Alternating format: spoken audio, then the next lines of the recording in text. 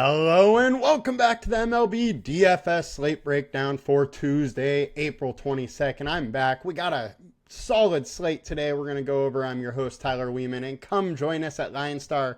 $39.99 per month gets you access to all we do, the props, the DFS. You get it all for one low price. We also have some great promo offers right down there. There's some new ones. We got Novig, Flip, Parlay Play, Sleeper. There's a ton of different ones. If you are a new customer to any of them, we got great deals for you. Go to our pricing page.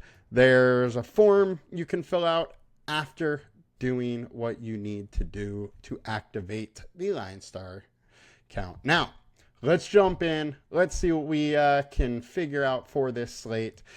I'm getting a little late start because I actually flew back home this morning from seeing the family for Easter. With that, I'm going to skip the review. We'll start that again tomorrow, just with limited time. Didn't want to go over it today. So we'll jump right in. 10-game slate on both sites. And let's get over to DraftKings. Let's start there. Pitchers to consider. 10 games on both sides. 4:10 Pacific time start. Highest owned, Christopher Sanchez, 8,700, 24% owned. Look, Sanchez has been amazing. He is in a tough spot here versus this Mets team, but the guy has been absolutely dealing. And the strikeout rate has been much improved this year. Right now, he's at 29.5% over the last 5 games. That's versus 22% last year. He is striking out guys left and right. And the Mets versus lefties are striking out 23.5%. So there is an interesting play here. There's definitely some strikeout upside, but you never really want to face the Mets if you're a lefty. And over the last 20 games, they're hitting 277 with a 205 ISO, 21% K rate. Sanchez has been good versus them, 85 plate attempts, hitting 205, low ISO, only 2 home runs. Combined K rate, we got at 25.5.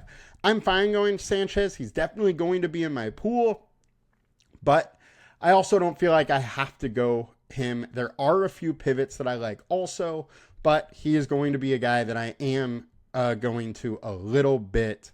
There is a worrisome thing here, though, averaging 42% less fantasy points a win away. We also got winds blowing out in New York today at Citi Field, so not the best conditions. I'm probably going to be slightly underweight versus the field, but I like him. I'm going to have some. Next, we got Bailey Ober. Righty, 6,900, 2.7x, 21% owned. He is too cheap in this spot, especially versus the White Sox, who just are not very good.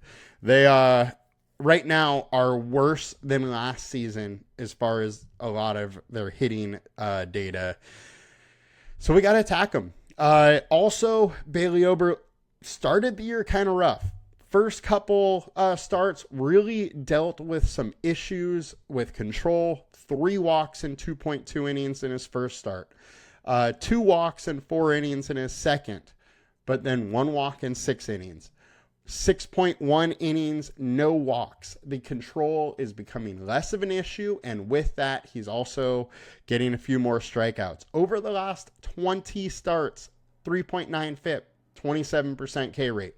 But over the last 5.56 FIP and a 20% K rate. Now, that is largely due to this poor start he has had. I think there's some regression back to that 3.9 FIP, above average MLB pitcher with some strikeout upside versus a very poor lineup. Over the last 20 games, versus righties, White Sox hitting 184. They got a 123 ISO. They're striking out at 24.7%. This is not a good matchup for them. And the BVP data, 68 plate attempts, hitting 167 off Ober with almost a 31% K rate. I like the spot. 6.9 K is just too cheap. The projection looks good. I would have a ton of them. It's hard to get away from him in this spot. Jose Soriano, 8,300, 19% owned. Not really loving the spot for him. I'm fine getting a little bit, but I think upside's slightly limited at his price with his type of stuff. While he's a decent pitcher, don't love it. Chris Bubik, 8.9K. We got him at 18.33 point projection. He is the fourth highest pitcher on the slate. Versus Colorado. Colorado's away. 4.5 star alert score. 19% owned. Bubik is a guy that I would probably have a ton of in this spot versus Colorado. Colorado away. It's a spot we've been picking on them a ton. 214 average, 32% K rate over the last 20, and Bubik has just started on an unbelievable tear. 2.97 FIP over his last 20 starts, 3.55 over his last 5. K rate is solid. There's real solid upside here. We have him at 28.8% combined K rate. He probably has the most upside on this slate, and I think he's going probably a little bit under owned. I'll have a decent amount of him. Brandon Pfaff, 8.2K, 19% owned versus the Tampa Bay Rays. I don't mind a little bit of Pfaff. He is started to look decent, and we know there is solid upside in his strikeout arsenal here. 3.71 FIP over his last 20 with a 25% K rate. Over the last 5, 4.39 FIP and a 23% K rate. Now this StatCast data is a little scary. 32% hard contact, 8 barreled balls are pretty high numbers, especially in Chase Field where it can the ball can definitely find some grass and get away from guys a little bit. But all in all, combined K rate 22%. He's at home. I don't mind having some Brandon Pfaff as a little pivot off some of the high owned guys. And I think we gotta talk Chris Bassett just because he's been so unbelievable so far this season. 2.08 FIP over his last 5 starts, 3.77 over the last 20. The big thing is his K rate, 28.4% over the last 5, 24% over the last 20. This guy has almost a 12K per 9 rate this season. He has been incredible. Now, Houston Astros are not a team you really want to face. However, over the last 20, they really haven't been that good versus righties. 227 average, 117 ISO, 23% K rate. It's not the team over the last few years that we kind of just want to avoid. They're striking out more, and I don't mind picking on them or trying to pick on them a little bit when Bassett has been so good. But there are some red flags with Bassett. 40.4% fly ball rate, 33% hard contact aren't great numbers, and he is allowing some barreled balls. Now, there is 21% soft contact, which is a solid number. So some StatCast data that could go both ways. I'm fine taking a little bit of Bassett, but not going to go super hard on him. 26% combined K rate is more than enough upside at his price, so I'm fine getting a little Bassett as well. And the last pivot, 7,600, Ronel Blanco. He's only coming in at 5% owned. He is versus the Toronto Blue Jays. Look, he's due for a little bit of regression. Over the last 5, a positive regression, that is. 4.4 FIP over a 5.68 ERA. He has some strikeout upside. And from what we saw last year, when he puts it together, he has some real big ceilings. And at 6,700, there's a guy that could give you, 30 plus fantasy points and allow you to save to put, some higher cost bats or stacks out there. I'm fine going Blanco. The BVP data looks good. 1.35 or 0.3135 average, 108 ISO, striking out at only 16%. But if he's on, there's upside there. And I really don't totally buy into that Toronto Blue Jays offense. While they've been decent, I think Blanco absolutely has a path to shutting them out today. And there's big time upside with him when he is on. With, like I said, I think positive regression's coming for him. Is this the game? I think it could be. I think there is that path. He is definitely going to be one of the guys in my player pool that I like as a pivot. Now, getting over to FanDuel, our high own Bailey Ober at 8,900. $2K more expensive over here on FanDuel. I don't mind getting a little Ober over here, but way more expensive. I would have less of him on FanDuel than I would on DraftKings. I would prefer to pay up for Sanchez or Bubik or Bassett than probably playing Ober. I do like the Ronel Blanco 7,100 pivot, super low owned. Can absolutely get different going with him. And I mean, the top of the board for pitching is all a little shaky. Bailey Ober hasn't been good this year. He's in a great spot, but he hasn't been great. Christopher Sanchez in a tough spot. Chris Bubik is in a good spot, but you are paying $10K for a guy that started the season at 6.2.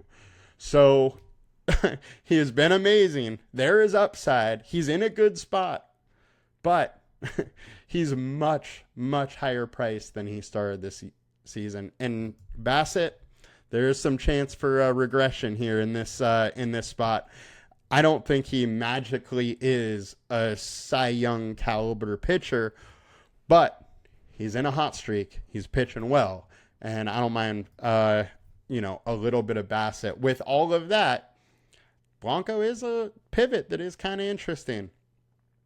So I think the FanDuel player pool is a little small for me today for pitcher. Bassett, Bubik, Sanchez, Ober, Blanco, maybe Paft, and that's probably about it for me pitching-wise on this site. Now let's get over to some stacks on DraftKings and see what we can uncover. Highest owned stacks, we got the A's versus Texas and Patrick Corbin. The big news here, we have a run total of 10. It's in Sutter Field Park in Sacramento. Ball's been jumping off the bat there. The winds are blowing out. The temperatures are nice. You got gas can Corbin. It's a great spot for the A's. And with a 10 games on the slate, 70% is not too high owned for a 5-man stack. I'm fine going with some A's. Texas on the other side versus Beto. Also a fine spot. I don't mind some Texas. Then we have the Minnesota Twins versus Davis Martin. Martin, a 5.5 FIP over his last 5, 4.49 over the last 20. Behind him's a poor bullpen. Minnesota obviously makes some sense. I don't like them as much as the Sacramento game, but hey, I don't mind getting a little bit. Our highest projected, we got the Milwaukee Brewers versus Jordan Hicks. 4.95 FIP, 4.4 over the last 5. I honestly think Jordan Hicks is a little bit better pitcher than this, so I don't want to go super hard into Milwaukee, but I'm definitely going to get some. Then we also have Philadelphia versus Griffin Canning. Canning's been good so far, but winds are blowing out. Philadelphia is an explosive offense. They can definitely get to him. And after everybody was on Castellanos yesterday, hey, the day after, he's likely to go yard or likely at least to have a decent game here. Dodgers versus Shota. Shota is a great pitcher, but I think there is definitely some stuff that show a possible regression coming his way. Over the last 20 games, 4.24 FIP over a 2.79 ERA. Over the last 5, 2.22 ERA versus a 4.61 FIP. He's allowing a lot of fly balls, a lot of hard contact. Winds are blowing out. Dodgers are dangerous. I think you can stack the Dodgers in this spot. They're going to be low owned. It's interesting. Shota is a great pitcher, so I don't want to go too hard on them, but I think it's a nice pivot spot. And then the Diamondbacks versus Lytle. I don't mind a little bit of Lytle either. Now, or going against him, I should say. Value spot, Chris Bubik, 2.6x for the Colorado Rockies. I don't really want to face him, but it's a leverage spot. I don't mind if I get a little bit of the Rockies, but I want to make sure I don't have too much of them. I think the most likely outcome is Bubik is dealing. White Sox versus Ober. This is a leverage spot I don't mind. Ober, 5.56 FIP over his last 5.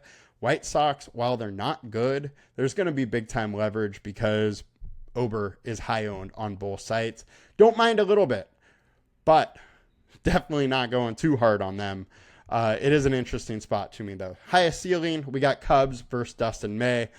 Dustin May has been absolutely dealing. 2.49 FIP over his last 5, 3.48 over his last 20. He's a solid pitcher, but good hitting conditions in Wrigley generally go the hitter's way. I don't mind a little bit of Cubs, but not going overboard. There is big time upside with them. And then our highest leverage play, we got Cubs stacks and Met stacks with some Braves and Toronto sprinkling in there.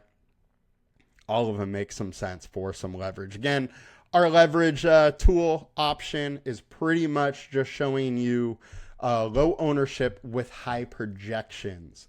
Now, let's click the teams tag to make sure we didn't miss anything. A's 5.2 implied run total, one of the highest on the slate, along with Minnesota at 5.1. Arizona's at 5. They're in a decent spot. One team we didn't get to, the Angels versus Bailey Falter.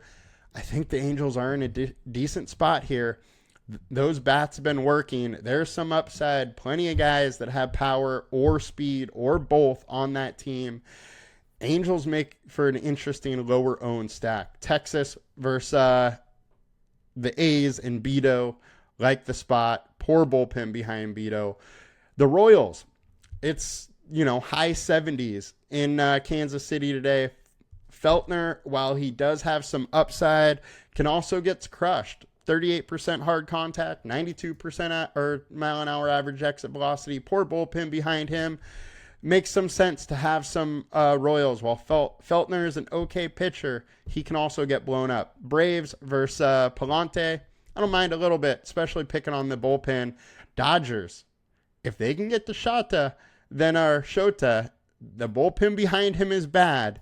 The winds are blowing out. It becomes pretty interesting, and not a ton of people are going to go to the Dodgers. I don't mind going with good offenses versus a good pitcher occasionally when they're low owned. I don't like to go say if Shota was against the White Sox, I wouldn't love it.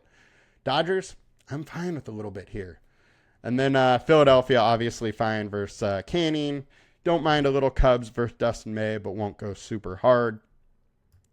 Don't love Houston versus Bassett, but I think we're seeing a very good version of Bassett right now. I don't know how long that can last. Mex versus Sanchez, obviously a little interesting too. That will do it for us today, guys. I'm happy to be back. I will also have a show tomorrow for our DFS. I hope you guys have a good one. Let's make some money. See you guys tomorrow. Make sure to please like, comment, and subscribe to the video. Helps a ton. Talk to y'all later. Peace.